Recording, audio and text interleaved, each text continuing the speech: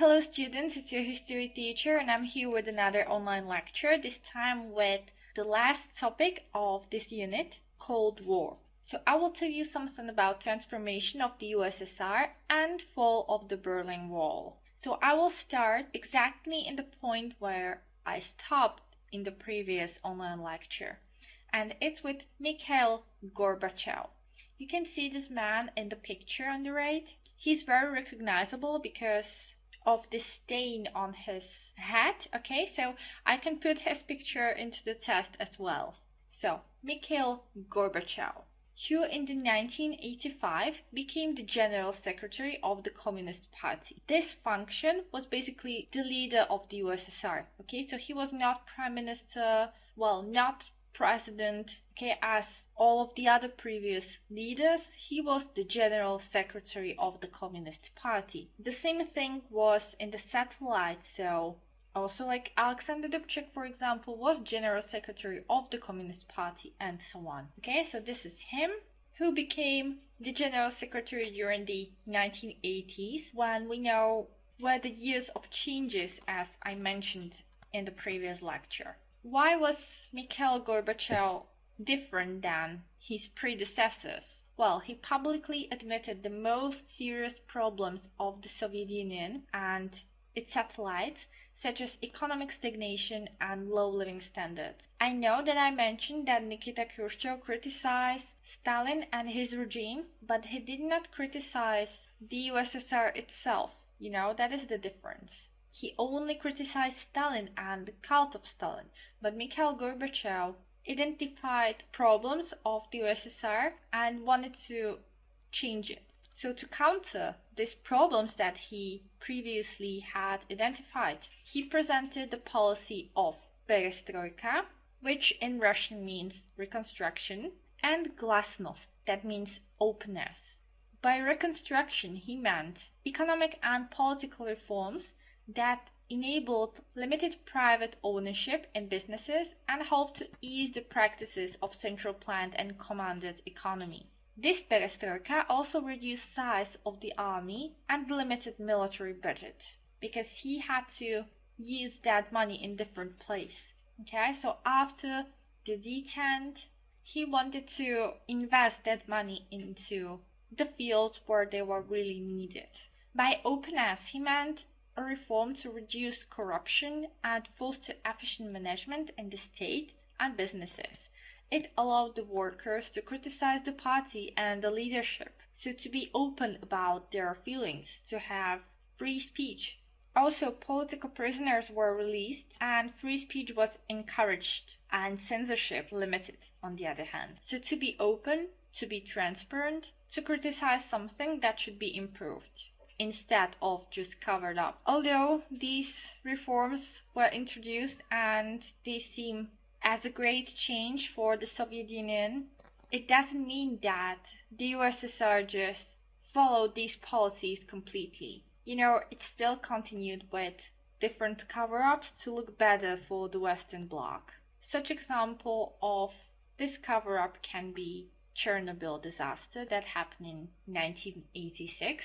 But also, like, these policies needed its time, you know, so the Soviet system was really old and backwarded, and such drastic change for that time was introduced slowly in different phases. So it was better than it used to be, but you can't imagine it in really like idealistic way. Okay, and I will move to the fall of the Berlin Wall. And so this is the final chapter of the Cold War, even though that Mikhail Gorbachev believed that his reforms, perestroika and glasnost, would give the socialism another chance, and that by limiting military expenses, the West would reduce their expenses as well, what would end or slow down the arms race that the USSR had no chance to win in that point. So he wanted to make, in fact, socialism with human face as Alexander Dubček in Czechoslovakia, and not to establish democracy. Okay, we have to distinguish this. However, these political reforms backfired on Gorbachev and caused political chaos in the whole Eastern Bloc. During the year 1989, a wave of democratic revolutions swept through Central Europe because everybody could see the changes that were happening in the USSR, and the satellites took it as a signal that now it's time to do something. It all started in our neighbors, Poland and Hungary. These two were the first of the satellites of the USSR to start with their revolution. Then it was East Germany, and in the very end, Czechoslovakia. So we were the last satellite in Central Europe that had its revolution. So these gaps appeared in the once impenetrable Iron Curtain, what led to the opening of Berlin Wall, so to its fall. It happened on November the 9th, 1989. Remember that day, okay? And we know that Czechoslovakia had its revolution on November the 17th, 1989. So it was just 1 week after the fall of the Berlin Wall. By the way, I really want you to open that link that is here in the slide. It's titled Reagan's Speech, and I wanted to watch it and find out something about it, okay? Because it's like a very famous speech that also led to the fall of the Berlin Wall. You have also some iconic pictures over there from the demonstrations on the Berlin Wall. So in this particular place, there's no wall anymore, but you have still quite a lot of its remains in Berlin. So this very symbolic wall that divided Western and Eastern world for 40 years finally collapsed, and together with it, the communist regime collapsed as well in Central and Eastern Europe. So it means the end of divided Europe. Soon also led to the German unification. So it stopped being East Germany and West Germany. This event encouraged the groups and governments of the republics of the USSR to demand more independence from Moscow. So not only satellites wanted their freedom, but also the republics of the Soviet Union. These demands resulted in the dissolution of the USSR that happened 2 years later, so 2 years after the fall of the Berlin Wall in December 1991.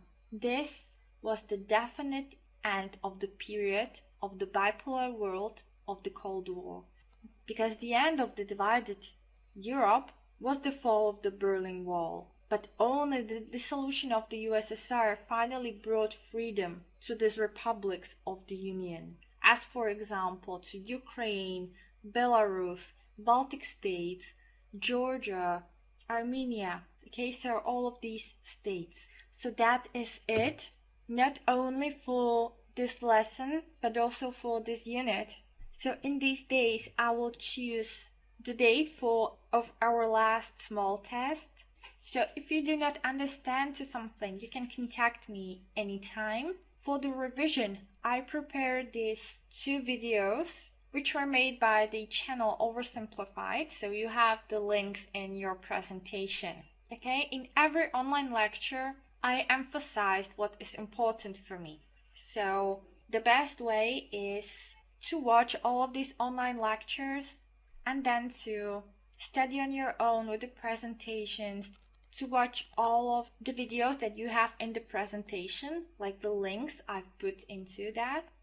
So after you do this, you should be fully prepared for the small test. So study hard, but keep calm, and until the test, bye.